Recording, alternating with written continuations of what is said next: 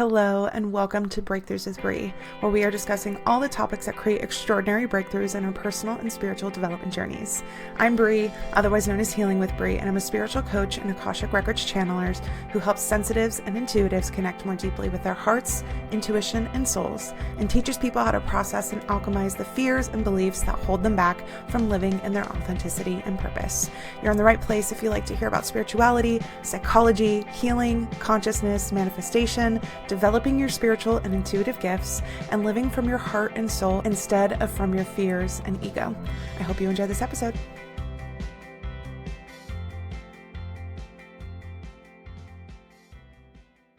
Hi everyone, and welcome back to Breakthroughs with Bree. Today's episode is inspired by a question I see very often by people who identify as really sensitive or who are just now learning the role that energetics and emotions and like the energy all around you really plays in your everyday experience. And the question is, how do I not pick up everybody's energy around me? How do I not get overwhelmed by energy? How do I not pick up negative energy off of people? Like basically, how do I not get to a place where I feel really drained when I'm going around, other groups of people or in big public spaces, etc., etc.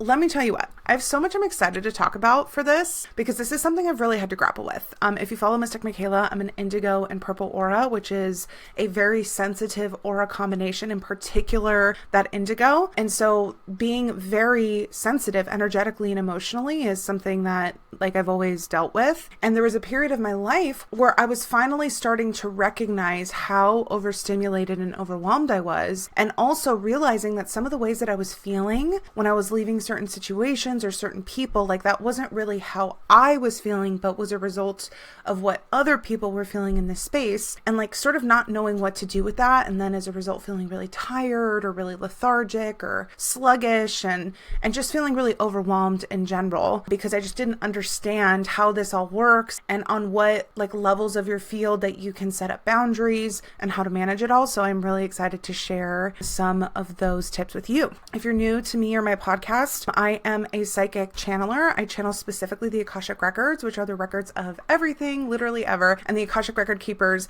love sharing their insights, that really high level perspective insights about what goes on and why and what's coming and closure on the past and all that kind of stuff. So I am plugged into the Akashic Records and the keepers today so that they can give their insight about why we tend to struggle with taking on energy from other people and what little shifts that we can do so that we feel more empowered in managing our own energy field, and we can go in feeling like we're not a victim to whatever energy is in the room. So the very basics of what's happening, just so we're all starting from the same level, okay, is that our physical human bodies, the physical matter that is our bodies we can touch, is actually a very complex electromagnetic field. Electro means that we're sending energy out in feet distance around us, outside of the actual skin of our body, and magnetic being that we're receptive. We're also taking it in. So there's this big loop that's happening where we're taking in energy, we're pushing out energy, we're taking in energy, and we're pushing out energy all the time, constantly. This also means that other people are doing that. So when we are in proximity with other humans that are also very powerful electromagnetic fields, we are sensing the energy that they are projecting and radiating out of their body, basically is information.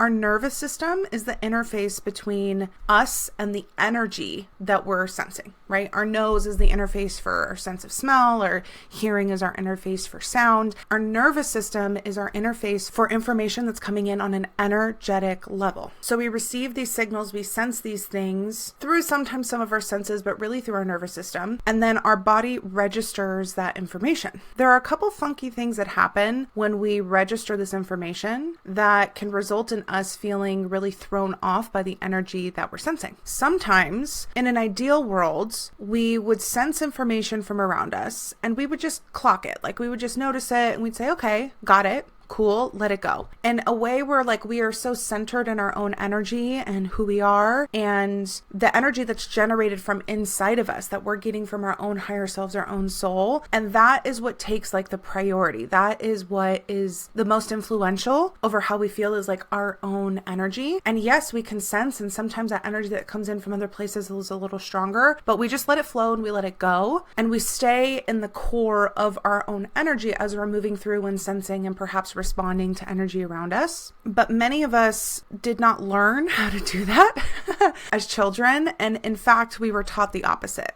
Our little nervous systems, our bodies were taught that we needed to not only sense, but be like hyper vigilant to the energy that is around us and other people, particularly the emotional energy, and that we needed to adjust ourselves, like change ourselves to match or to placate or to soothe other people's energies as a way to feel secure or safe in ourselves. And this makes total sense, of course, because as kids, we need our caregivers and our community to be safe, to have our needs met. And our nervous systems are literally codependent, like we're co-regulating with our caregivers when we're young. And if our caregivers don't have the skills to manage their own emotions and their own things that are going on, and their nervous systems are very dysregulated, I mean, worst case scenario, their dysregulation leads to danger and fear or violence, right? Then what we learn, because again, we're co-regulating with them, we're codependent on them by nature, is that we need to be able to sense as soon as something changes. And our brain is so smart, it learns what changes lead to danger, lead to disconnection, lead to rejection, lead to judgment,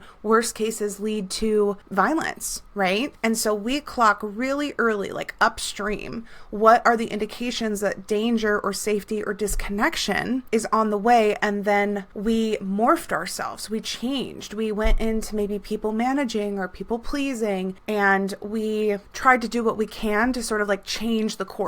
Right? If somebody starts to feel a certain emotion like anger or discomfort or frustration, and we knew that that was an early sign of something going awry, then all of a sudden all of our focus and our energy is going towards sort of pulling that off that course, right? Oh, no, don't be frustrated, or like, no, don't be upset, don't be angry. And we do all of these things to change the momentum of where our brain has learned that that's going to go. Now you might be like, Brie, like, why are you explaining all of this when I'm just trying to go into a room and like shield my energy better and just have like better boundaries with my energy? And the reason why I say this is because I work with a lot of people on healing and sort of resolving the trauma loops that started early in like our lives in childhood, and that create the imprint of beliefs and of behavior patterns that become sort of like the automation of how we interact with the world. And our beliefs will always be what runs the show. So even if you're consciously trying to like set a boundary, like while you're like conscious and holding the focus of it, there might be a boundary, but like our attention spans and our ability to be like entirely focused just on that one thing is very short. Like we got to move on, we got to think about things, we got to do things. And that's when our subconscious programming takes over. So it's really important when we think about how is our body attuning to the energy of other people, we got to think about what subconscious beliefs do I have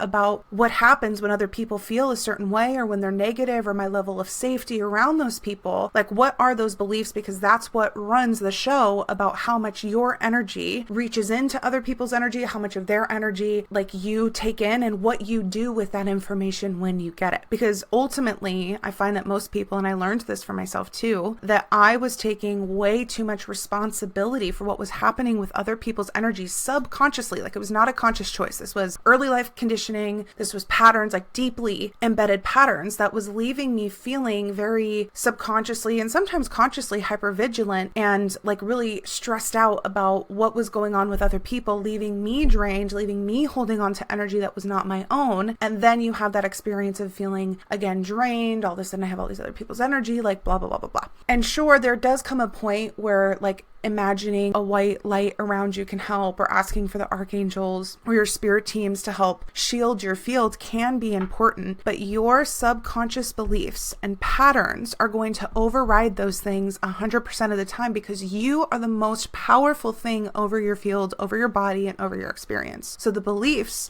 that you continue to fund and fuel, and the ones that you continue to choose, even subconsciously, are the most powerful thing dictating your experience and your reality, which is sort of a blessing and a curse.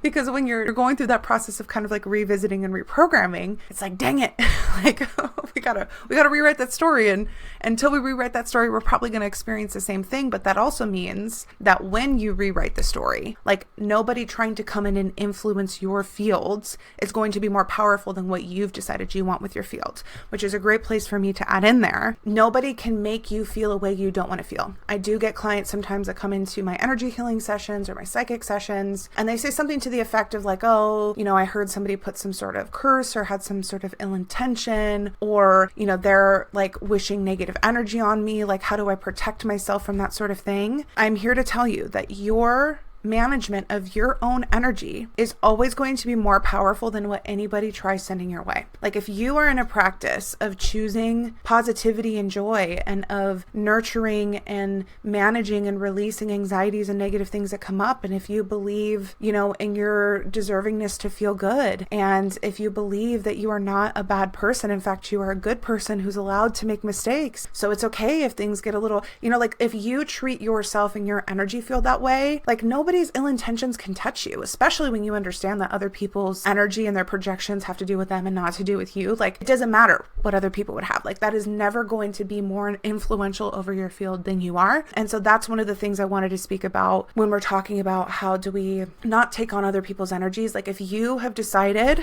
how you want to feel, and if you stay true to that, and if you really truly believe that and manage that, then like nobody's stuff can touch you. Like, don't worry about it. And frankly, you can also trust your intuition about if there's certain things that just kind of bring kind of like a weird energy into the space. If there's an item that you got from somebody, or if there's like a social media account you're following, or a podcast you're listening to, or like a thing that you do that you can tell like your energy starts to change and your intuition is just kind of saying like, you don't need to do that anymore. If you want to feel better, don't do it. Like, those are the actions that you can take to release negative energy coming into your life, like if it's coming from a different source, literally. But let's talk more about, again, if we're coming into a room and there's kind of like negative energy. This is especially true if you're going into the workplace or maybe into family circumstances, because this is something I'm really excited to talk about. I have a one-on-one coaching client, and she's also very sensitive in her aura colors and just herself. She's very talented, very psychic. As because of it, those two usually go hand in hand. But one of her things is that she really wants to learn how to not be as drained when she leaves the workplace. She does sort of like a healing job, but she's like in people's spaces and sometimes literally like hand on them, like on their body, which it can also be like a more intense transference of energy. And she was really trying to figure out how to not feel so drained or so thrown off balance when she has these different clients coming in. And I asked her, like, what are some of the thoughts that you're having with these particular clients that really feel like they drain you? And a lot of the thoughts that she described were ones of worry and fear and anxiety. Fear about, am I going to do something that influences them in a negative way? Or is it my fault that they don't feel better? Or am I not going to be able to hold up to this standard I've set for myself that like I have to help every person get better, And it was a lot of kind of like thoughts like that were the undercurrent when she was interacting with these people, right? And it was a really, really beautiful example of being able to see, and the guides really helped show us in the session, like the way that your beliefs are set up around this is one, that you're putting yourself in a position to take responsibility for something that is not yours. Like how people feel, how they manage their own feelings, how they, choose to move through their life is their responsibility and not yours, period. Now, if there are circumstances where people are open-hearted and they come to you and they ask for your insight, they ask for your collaboration, they ask for your support, they ask for your expertise, then what's happening is they're opening up themselves to receive something from you. Once they receive it, they run it past their own intuition, they run it past their own gut, and then they decide what they want to do with it. And once they make that decision for themselves, then they act accordingly, right? So even when we are supporting or helping other people or are part of other people's paths, they are still the ones making decisions for themselves. So again, that truth that this is up to them and it's not up to you is something that's really important to see. And based on some of the thoughts that were coming up, we could see that her beliefs were not set up that way. Her beliefs were, if they don't get better, it was my fault. It was my responsibility. It was entirely on me that I didn't do a good enough job, or I didn't come up with a good enough solution, or like whatever that was. And when we put ourselves in a position of taking responsibility for something that is not ours, that is us grabbing onto their energy, not to mention the fear of that all draining us, but it's like us hooking ourselves into them. And in a way, it can be, again, like trying to manage them. It can be trying to like acquiesce to them. It can be like different versions of kind of like people pleasing or trying to like convince them. And again, like derail what you can sense is going wrong to try and get them to go right. And when we get our energy mixed up in that kind of stuff, we will be drained, period. Period. That's like one of the biggest causes of people going into spaces and feeling like icky afterwards, feeling exhausted, feeling upset, physically having pains, right? Like that is one of the biggest causes, is when we go in and we make other people's shit our problem. It's not our problem. It's their choice. Here's the flip of that. Here's kind of like, I guess, the fix of that. There's a couple different parts. One, there might be some work that we need to do to understand that other people's stuff is their own responsibility. And this is something to be handled with care and grace. And again, it does not mean anything's wrong with you, because if that's you, you were raised in an environment where your caregiver could not and did not take responsibility for their own actions. And they conditioned you to believe that you needed to take over responsibility for a situation to manage theirs. And again, they are our imprint of how we connect to people and how we find safety. So when we don't check back in with that, we think in order to be safe in the world and connect with people, we have to keep doing that, which is not true. It's not healthy. And it drains us, especially if our fields are especially sensitive, right? So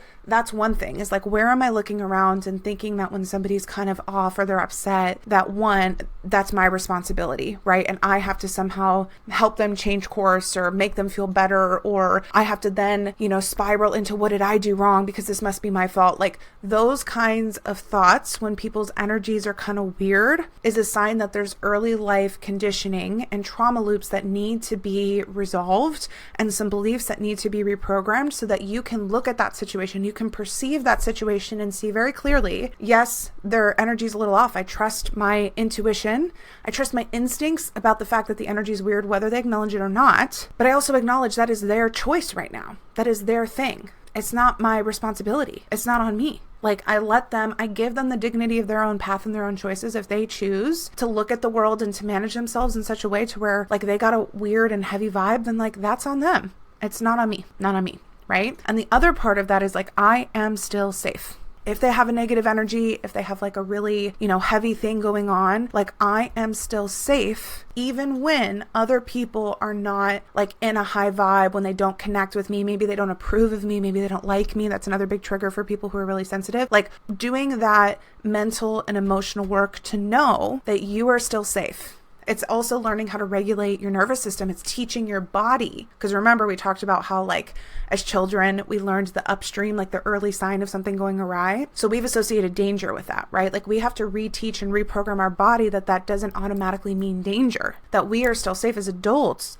It is safe for us to walk into rooms with people that are upset, that have a weird energy, again, that maybe don't like us. That's fine. Not everybody has to like us, right? Like we can still believe we're good people and it's fine, which is not your people. That's all right, right? Like we have to learn both of those pieces if we are not going to be subconsciously reaching into and pulling in other people's energy. And I'll tell you what, there's not like a quick fix for that. That's like therapy work. That's self-inquiry work. That's nervous system regulation work, right? All of that I do in my one-on-one coaching, by the way. So there is a way that you can do that maybe a little faster than like 10 years of therapy, but it still does take like a little bit of time, a little bit of patience, focus, and effort. But I'll tell you what, when you move through that pattern and you release that, you are going to feel the freest, the lightest, the most confident, the most ease, and the most compassion that you've ever felt in your life moving through stuff like that. Especially as a sensitive person, you need to, or else you're going to feel that sluggish, tired, I'm not myself, I'm manifesting health problems probably the rest of your life if you don't get that part right that's in your mind. Because your mind and your beliefs are always going to overpower, you doing, I don't know, like a white light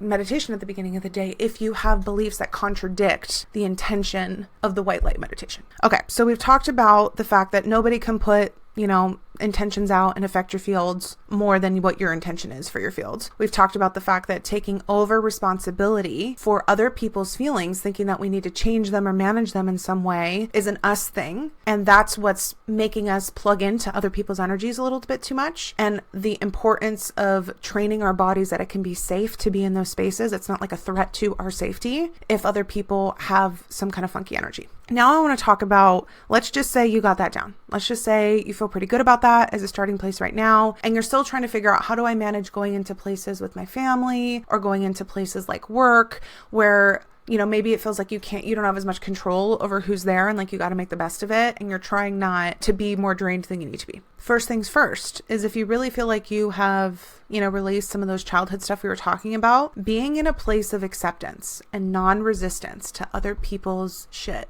is one of the most powerful things you can do to let that energy bounce off of your field and flow through your body without impacting you. And if you can even go as far as to have compassion for people, you'll actually be expanded. Like you will feel honestly better. Okay. This is what this takes. This takes us being in non-judgment and being able to see what's going on around us from like a 5D soul perspective.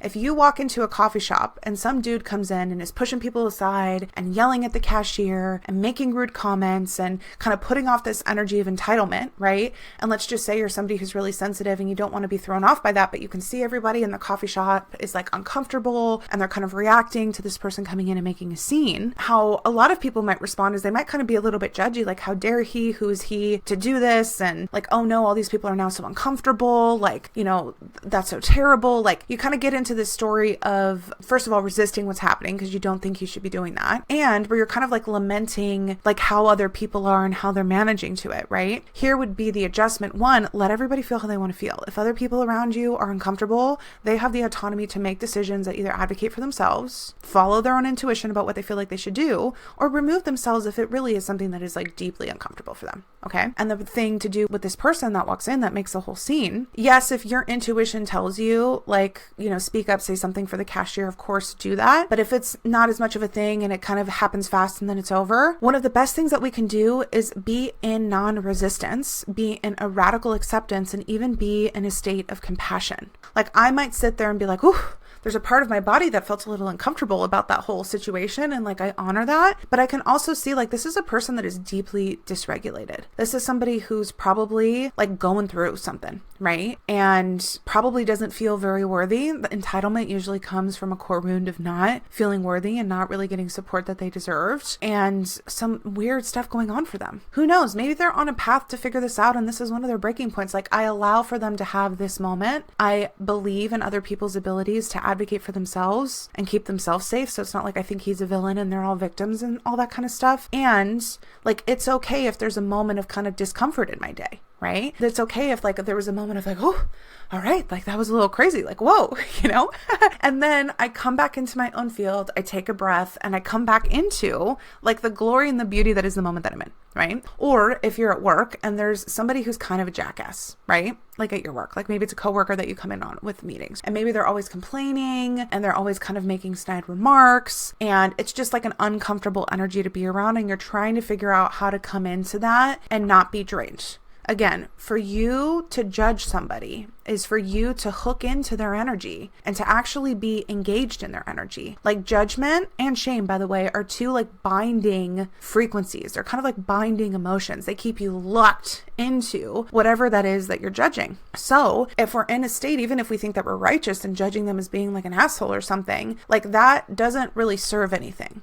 Now you can do some self-inquiry. This is the kind of work that I teach. Like when we are honest about emotions that we feel and we turn inward to sort of like alchemize and find the wisdom in them. I think every emotion can be, every thought can be productive and can have wisdom for us. But it's when we kind of like overstay and get caught up in their story that we get a little off track. So with judgment, there could be a lesson in that. There could be wisdom in that feeling that comes up if we are genuinely judging people around us. And there can be like a release and a learning that comes from diving into that. And if you've already done that work or whatever, then you see this person and it's almost like gray rocking, like you don't respond to it. Like you don't fight it because they are going to be who they're going to be. Again, everybody around them has the opportunity to advocate for themselves how they want to. They're capable and it's best for them to do so. And you just follow your intuition about it. It might be that you just end up ignoring this person for the most part. Like you stay again in that soul perspective of like, hey, this person is going through some stuff. And I have compassion for that because for them to like behave in such a way would mean that they're a little twisted up in some way. I'm not going to judge what that means. I'm not going to make them a bad person because of that, but I can have compassion for that. Now, do I need to take shit from them?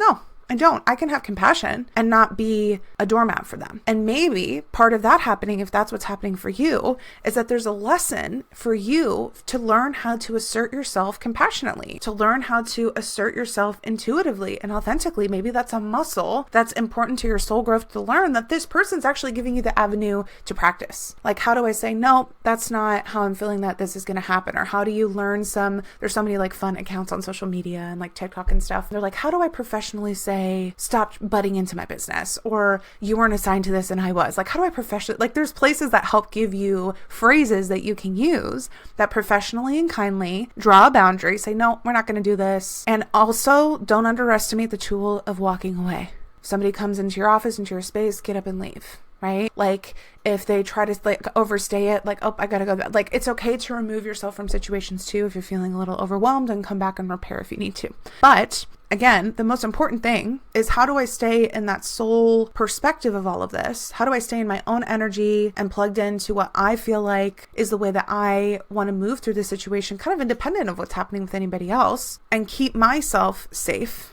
keep myself in my joy energy? And if I do end up needing to interact with people that kind of got a negative vibe, how do I do so in a way that is compassionate, but is also self-advocating? Let's just say it's not even you interacting with them. Maybe it's like you going into a meeting and everybody's really upset about something, right? Or everybody was really focused on the problems and not the solutions, and that felt kind of frustrating, right? Like those situations can feel really uncomfortable, okay? Because I've literally been in that exact situation before. This was the play-by-play, okay? Come out of the meeting and I acknowledge what was, all right? Whew, that was a rough meeting. That felt intense. My body felt a little tense, like feeling all of the emotional currents and intensity and people doing this and talking to each other like that. Like, whew, that was a lot. I acknowledged the way that my body was feeling and I breathe it and I let it go, right? I don't need to analyze it. I don't need to make it my fault. I can just acknowledge that experience that I was just in, because my body was in the room, just had, whew, okay, that's what it was. And then I don't have to make it more than it is. Like I can just say, yeah, that was a little crazy, right? Like I can acknowledge that maybe there's a part of me that's like, yeah, I can see with my own wisdom that might have gone a little smoother for all of us, and that things might go better if more of the people that were in charge, or, had sort of like that leadership role in all of this, were able to shift towards solutions or kind of take this thing into account. But frankly, that's not me. And if they choose not to do that, that's on them. They didn't ask me. Right? Like they're allowed to do that. They're allowed to sit in their misery if they want to, but I don't want to. I don't want to sit in the misery. So I'm going to allow them to have that moment. And then again, I'm going to go do the things that feel like they nourish my soul. Maybe I'm going to go talk to somebody that does have a really wonderful perspective that I know we just build each other up, right? Or I'm going to go back to the things that I feel positive about, or the things that give me comfort, or the things that I'm grateful for, right? Like I'm going to plug back into my sort of 5D soul perspective on the world, and I'm not going to stay in the vibration that I was just in. This is the same thing with family. If you are trying to figure out how much you want to be around family who maybe just doesn't, approach the world this way, which is fine. They're allowed to approach it however they want, but you find that it's kind of negative, right? Like you got to balance, what action do I take to try to invite them into an experience with me that does feel healthy? Maybe that's, let's talk about like positive things or things that you like instead of gossiping about people, like you find a way to say that. Or like, when you leave, you acknowledge, you let it be, and then you go direct and divert your energy into things that like uplift you. And my final thing that I'll say about this is that like you're never going to be immune to the energy that's around you. Never. It doesn't matter how great your boundaries are, how good your shields are. You are an electromagnetic being, and you're always going to be taking in the energy around you. Like your physical body is always attuning to things that are going on around you. So if you're having this expectation for yourself that like you're going to go into any situation and always feel good, I don't think that that's a fair expectation. And I think that's probably going to set you up to feel like you failed or to feel disappointed in yourself. If you are walking into places where people are committed to a perspective that is really negative, or that they are in really heavy emotional places and that they're not taking action to make that feel better for themselves or to manage themselves like energetically or emotionally, that's never going to feel good for you. Now, the best of those options might be having compassion and having a little bit of detachment, right? Like that might be the best case scenario for you to be around them, but that's never going to feel as good as you walking into a room of people who have emotional maturity and have spiritual maturity and invest their energy into generating positivity, into really like digging their hands into their own self-growth and development and looking for the good things that are happening in the world and that are encouraging. Like those two situations are never going to feel the same. So that's another thing that we kind of have to acknowledge, right? Is the reason why we're feeling drained. Like what part of this is me needing to manage my own, perceptions, my own judgments, my own patterns, and how much of this is just the energy that's being generated by the choices of these people? And is that a place that I want to go put my energy in? If I am committed committed to wanting to feel lighter and to not wanting to feel heavy and wanting to feel more positive and wanting to feel more peace or wanting to feel more health, like, do I want to spend this much amount of time around people who are committed to staying at this vibe, this vibration, this frequency? That's another choice that we have to make. And in a worst case scenario, like if you still have relationships with people who are deeply in, trauma patterns, maybe they're acting abusively, emotionally, or you fear at an escalation point that there could be physical violence, like your nervous system, if it knows that there's a chance for such an escalation to go to physical violence, you are in an abusive situation. Okay, even if it doesn't happen often, even if you calm down people enough so that it doesn't get there, so it's unlikely. If you are in a situation where you think it is reasonable that it could escalate to physical violence, you are in an abusive situation.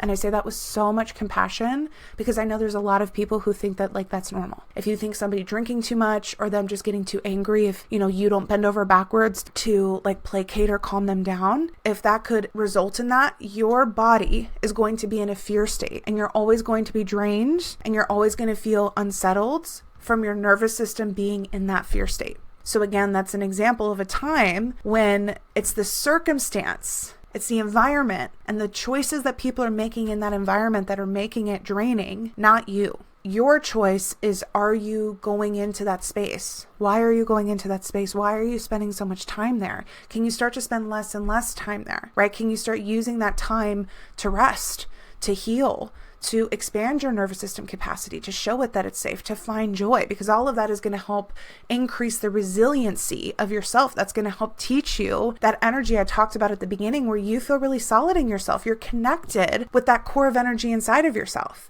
that has motivation about what you want to do and impulses about what your next step is and a knowing of who you are and what brings you joy and what you want to create next and who you enjoy being connected with. Like you spending time and places that nourish you and that point you back to yourself and that help you heal and release stuff that's not true, and where you spend more time doing things that are pleasurable and creative, like you are building the strength of that internal core of energy that makes it more resilient when you do inevitably go into places that kind of have a funky energy. So that is what I wanted to share with you all, because I hear this question and I get it a lot. So in summary, nobody can have power over your field more than you can. So this idea that people are cursing or wishing you bad, if you are intentionally creating your life and managing your energy, it doesn't matter what other people are doing. That's the most important thing you can do, is manage your energy, I should say. Can the help and support of angels and all that kind of stuff and cord cutting help? Sure. But I feel like the management of our own field is primary and the most important. The next thing is our tendency to overmanage, to overtake responsibility, to overreach into other people's energy as the main source of our emotional drain, as well as being a little too connected into other people's energy. Our need to understand the role that safety and our nervous system plays in all of this. We need to be able to feel safe if other people have funny energy in order to be detached from them, in order to have our field not hyper attuned to them, and to stay grounded and present in our own moment and to be able to just keep walking and let it go. So the role of safety and all of that, the role that judgment plays, which is kind of a different way of looking at a detachment, and being able to be in non-resistance when other people are doing funky things, and maybe even practicing a balance of how can I stay in my 5D awareness and advocate for myself and create safety around myself and just let people do their funky thing, right? And finally, sometimes it doesn't matter how much you try to work on your energetic management and energetic boundaries, the places that you're trying to go into are always going to be draining because of the commitment that those people have to their patterns and their vibes and to continuing to perpetuate that really heavy and negative energy. So then it becomes a question to you. It's not how can you shield better, but where else can you go physically, energetically? Why do you need to keep going into those places expecting a different outcome? I will say, for people who are probably expecting here's a visualization of a white bubble and, do a cord cutting at the end of the day and do an energy clearing. Look, all of that stuff can be really helpful. I did a whole episode on energetic hygiene. Episode 39 of my podcast is energetic clearing and energetic hygiene. All of that's really important too. Once you stop taking on more energy, learning the role of circulation and of clearing and of letting things go and not holding on to stuff is really important too. So go check out that episode. But what initiates it, what starts it off, Like if you don't address that, then the release stuff is always just going to be trying to catch up to what's building up, right? Like we want to address what's making it build up in the first place so that when we start learning how to cleanse and clear and all of that kind of stuff, it actually has a chance of working. And like we can be in like a net positive energy instead of a net negative. Once we have a little bit more of a handle on the most powerful influence of our field, which is again, our beliefs, the way that we're choosing to perceive, our feelings about the world, then some of those more subtle impacts like doing a shielding meditation or doing protection prayers, like those can have a much bigger difference, right? Like those can make a bigger impact and can be super supportive. But again, I find that the most impactful thing that's going to make the biggest difference for you, made the biggest difference for me and makes the biggest difference for my clients is the stuff that we talked about today. So you'll have to let me know what you think about that. Do you have questions about this? Is there a part of this you want me to talk about more? You guys know I love hearing from you. So send me a message on Instagram at Healing with Bree. Send me an email, which is bree@healingwithbree.net. You can also find all that information on my website, healingwithbree.net. I do single sessions, bringing through guidance if you're trying to figure out like individually what this might mean for you. And of course I do coaching if you want like an intensive, like, yeah, I'm really ready to learn this approach to healing and to coming into my authenticity and connection and flow with my soul. All of that information on my website, and I love helping people with this, and I loved talking about this with you today. So I hope that you all have a wonderful rest of your week, and I'll see you next week for more breakthroughs. Bye everyone. Thank you so much for listening to this episode of Breakthroughs with Bree. But before you go, please take a moment to either rate and review the podcast on whatever platform you're listening to it, or share this episode or maybe one of your other favorites with friends or loved ones that you think might enjoy or benefit from this content. Both of those things help more than you know, so that I can keep creating these episodes to help us all have more breakthroughs. Remember, you can connect with me on social media, sign up for my email list, hear what products, services, or events that I'm currently offering, all in the link in the show description or by visiting my website, healingwithbree.net. Thank you from the bottom of my heart for your support and for the time that you're taking to heal yourself and align more with your beautiful soul, as it helps us all so much more than you realize. I'll see you all next week for more breakthroughs.